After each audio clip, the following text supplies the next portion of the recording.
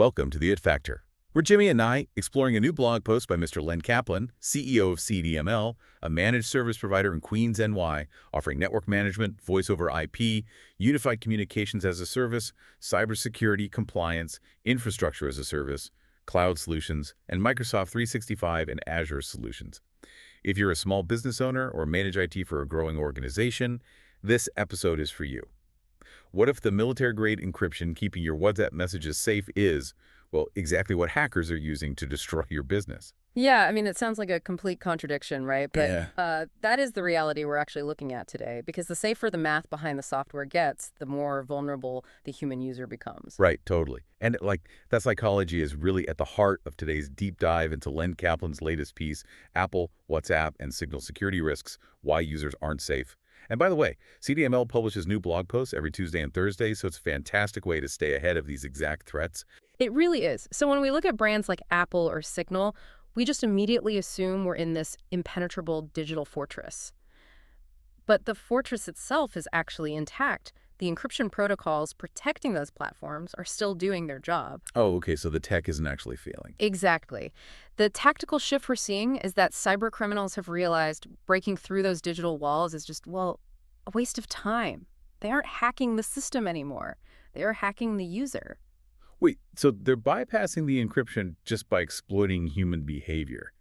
Is this basically like buying a state-of-the-art bank vault but then handing the keys directly to a disguised robber? That is exactly what it's like, yes. I mean, the UK's National Cybersecurity Centre actually put out warnings recently that heavily encrypted messaging apps are primary targets right now. Wow, really? Yeah. Just because we feel so safe using them. Yeah, attackers exploit that false sense of security. Because you believe your Mac or your Signal app is intrinsically safe, you drop your guard, and that complacency is the actual vulnerability. That makes the ClickFix attacks Kaplan mentions just terrifyingly brilliant. Huh. Like, hackers aren't breaking into the computer, they are using fake GPC screens or bogus IT pop-ups to trick users. Right, they trick them into pasting malicious commands directly into the macOS terminal themselves. Which, for anyone unfamiliar, is basically the engine room of the computer, right? Yeah. Where you can bypass all the usual safety checks. Exactly. And once that command is pasted, well, the encryption doesn't matter because the user just willingly opened the front door from the inside. Man. So if human error bypasses the best software out there, we obviously can't just rely on default settings. What should organizations actually do here?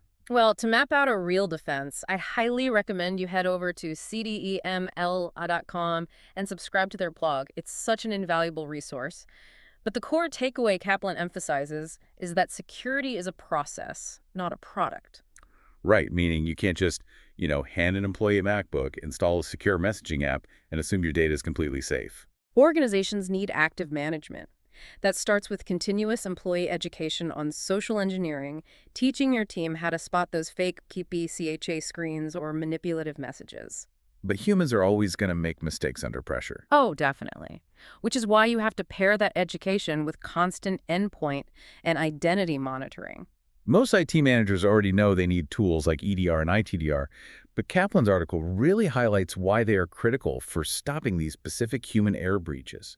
How do those tools actually catch what the encryption misses?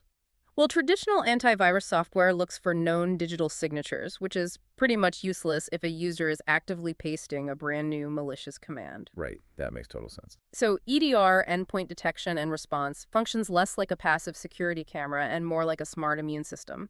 It looks for behavioral anomalies. Oh, so if your laptop suddenly tries to export 10,000 files to an unknown server at 3 in the morning, EDR recognizes the bizarre behavior and instantly quarantines the machine. Exactly. And ITDR, Identity Threat Detection and Response, does the same thing, but for user credentials. So if someone's account suddenly tries to access sensitive databases it normally ignores, the system just cuts the connection right there. Yes. It catches the risky behaviors right at the point of human error, basically stopping an accidental click from turning into a catastrophic breach. It really fundamentally shifts how we need to think about protecting our businesses. Mm-hmm. If your organization relies solely on a tech brand's reputation rather than a structured security strategy, you might already be exposed. It begs the ultimate question, are you trusting without verifying? That is the big question, yeah. You really have to stay vigilant. Exactly. Hey, if you enjoyed this deep dive and found it helpful, please click that thumbs up button. Yes, please do. We're Jimmy and Nye. Thanks for listening. Till next time.